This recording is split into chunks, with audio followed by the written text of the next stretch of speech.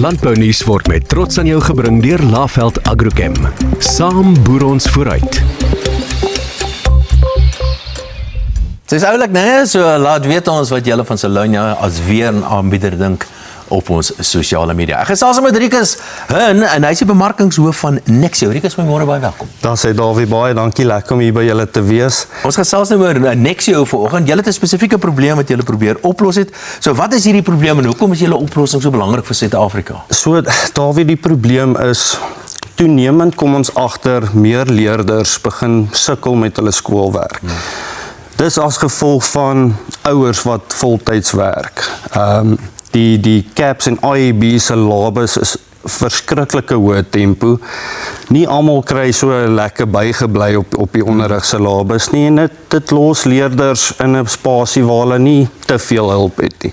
Ouers voel hulpeloos, hulle kan nie heeltyd daar wees en die kinders ondersteun soos moet nie en dis absoluut waar ons die gaping raak gesien het. Is daai gap, as ek dit so kan noem, waar die leerder hulpbronne het tot sy beskikking om hom te kan help. Nou kom ons wees 'n bietjie meer prakties. Jy weet, veral gedurende eksamentye wanneer die ouers nie noodwendig by die kinders betrokke kan wees of help nie. Wat is daai praktiese oplossings wat julle bied?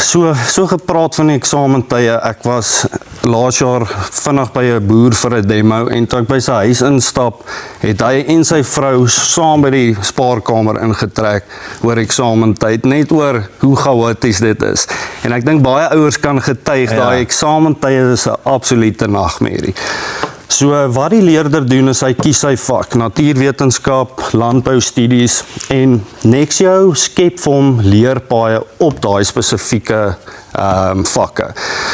Nie net om antwoorde te gee nie. Dit is wat elke ander kunsmatige intelligensie platform doen. Hierdie platform fokus op leer en begrip en te identifiseer waarmee die leerder sukkel en om verder skik om te verbeter op daai swak. Is dit hoe julle verskil van hierdie gewone kunsmatige intelligensie programme? Absoluut. Om dit kort te verduidelik, ander platforms soos ons dit ken, dis ek gaan een Engelse woord gebruik, OpenAI. Ja. Wat gevaarlik is, want hy kan vir die kind enige antwoord gee wat hy goed doen. En vir jong kinders wat dit gebruik, dit is baie gevaarlik. So wat is jou raad dan nou aan mense wat nou die eerste keer nou betrokke raak by Nexio volg? So wat Nexio besonders maak is, dit is direk geheg tot die IEB en CAPS onderwyssyllabus van Suid-Afrika. So jy kan verseker, Nexio het sulke veilige riglyne ingebou dat hy kan nie vir die kind die verkeerde antwoorde gee of wat glad nie van pas is nie.